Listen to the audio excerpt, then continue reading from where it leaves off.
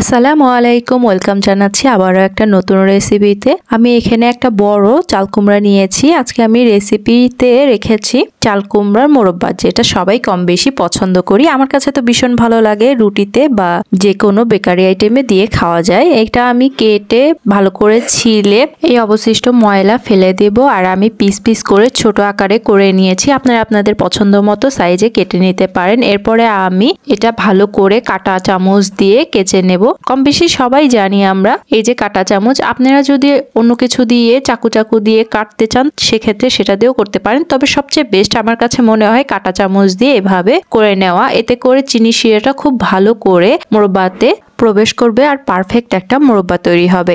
এরপরে বড় একটা পাতিলে আমি নিয়ে নিয়েছি পরিষ্কার পানি, এতে দিয়ে দেব চুনের পানিতে ভালো করে ভিজিয়ে রাখতে হবে। সারা রাতের জন্য ভিজিয়ে রাখলেও ভালো, আবার এমনি ভিজিয়ে রাখলে কিছুক্ষণের জন্য সেটাও ভালো। সবগুলো চুন আমি হাত দিয়ে খুব ভালো করে মিশিয়ে নেব পানির সাথে, যাতে করে মোরব্বাতে না লেগে যায়। এই জন্য সবগুলো যখন মিশে নেওয়া হয়ে যাবে, আমি পিস করে কেটে নেওয়া চাল কুমড়ো সবগুলো এখানে দিয়ে দেব। আর মোরব্বা বানানোর সঠিক নিয়মই হচ্ছে এইটা, আর পুরনো নিয়ম এইটা। আর এরপরে আমি সবগুলো যখন এক এক করে দিয়ে দিলাম, সারা রাতের জন্য রেখে দেওয়ার পরে পরের দিন সকালে আমি পরিষ্কার পানি দিয়ে কয়েকবার ধুয়ে নেব ভালোভাবে। এতে করে চুনের যে ঘোলাটে পানিটা এটাও পরিষ্কার হয়ে বেরিয়ে আসবে। একবার ভালো করে ধুয়ে নেওয়ার পরে আবারও আমি ভালো করে ধুয়ে নেব। ততক্ষণ পর্যন্ত ধুয়ে নেব যতক্ষণ পর্যন্ত না পরিষ্কার পানি বেরিয়ে এসেছে। যখন ভালো করে পরিষ্কার করে নেওয়া হয়ে গেল, আমি একটা গরম পানিতে বলক দিয়ে নেব সবগুলো চাল কুমড়ো। এতে করে চুনের পানিটা আরো বেশি ভালো করে বেরিয়ে আসবে। চুনের পানি দিয়ে ভিজানোর কারণ এতে মোরব্বাটা শক্ত শক্ত হয় আর খেতেও ভালো লাগে। এরপরে যখন ভালোভাবে ভাপ দিয়ে নেওয়া হয়ে গেল, আমি পানিটা ঝরা দিয়ে আবারও কিছুক্ষণ রাখার পরে হাত দিয়ে ভালো করে চিপে বাকি যে পানিগুলো আছে ওগুলো এক এক করে বের করে নেব। পানিগুলো বের করে না নিলে চিনি শিরাতে যখন জাল দিব, এমনিতে চিনি শিরা থাকবে, তার উপরে পানি থাকলে আরো বেশিক্ষণ জাল দিতে হবে। এজন্য পানিটা বের করে নিলে বেশি ভালো হবে আর কষ্ট কম হবে।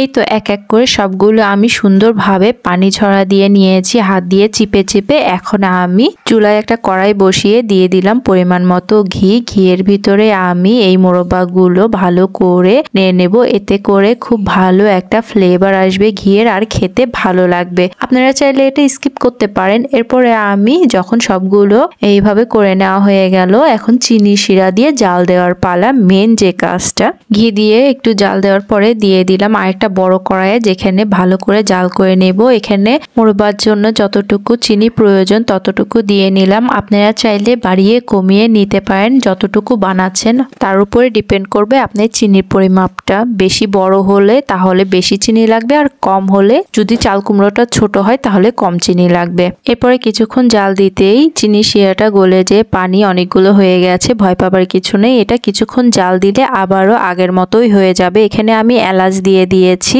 একটু ভালো ফ্লেভারের জন্য। বেশ কিছুক্ষণ জাল দেওয়ার পরে দেখছেন ঘন হয়ে এসেছে। এ পর্যায়েও নামাবো না, আমি আরেকটু শুকনো শুকনো করে ভালো করে জাল দিয়ে নেব। আপনারা চাইলে চিনির বদলে গুড়ের মোরব্বাটাও করে নিতে পারেন। বেকারি আইটেমে কেন বলেছি, অনেক সময় রুটিতে কেকে আমরা এই মোরব্বাটা পেয়ে থাকি বা ব্যবহার করে থাকি রান্নার সময়। আর জর্দাতে তো মাশাআল্লাহ অনেক বেশি ভালো লাগে ছোট ছোট মিষ্টির সাথে এই মোরব্বাগুলো। আপনাদের কিসে বেশি ভালো লাগে খেতে অবশ্যই জানাবেন। আর নতুন হয়ে থাকলে চ্যানেলটি অবশ্যই সাবস্ক্রাইব করে পাশে থাকবেন। পুরো ভিডিওটি দেখার জন্য অসংখ্য ধন্যবাদ। আর একবার বানিয়ে নিলে দীর্ঘ সময় ভালো থাকে, আর দীর্ঘ সময় রেখে আমরা খেতে পারবো। আর চাইলে যে কোনো জিনিসে রান্না করে এটা দিতে পারবো। মূল্যবান সময় দিয়ে যখন এতক্ষণ ভিডিওটা দেখেছেন, তাহলে ছোট্ট করে একটা মিষ্টি কমেন্ট করে যাবেন, লাইক করতে অবশ্যই ভুলবেন না। এরপরে কিছুক্ষণ জাল দেওয়ার পরে যখন চিনিটা একদমই শুকিয়ে এসেছিল, আমি কিছুক্ষণের জন্য ঠান্ডা করে নিয়েছি। ঠান্ডা হয়ে যাওয়ার পরে দেখতেই পাচ্ছেন খুব সুন্দর শক্ত শক্ত হয়ে গেছে। মাশাআল্লাহ, খেতেও অনেক মজা হয়। স্বাস্থ্যকর উপায়ে বাসার তৈরি মোরব্বা। আজ তাহলে আসি, দেখা হবে নতুন কোনো রেসিপির সাথে। পর্যন্ত ভালো থাকবেন, নিজের যত্ন নেবেন। আল্লাহ হাফেজ।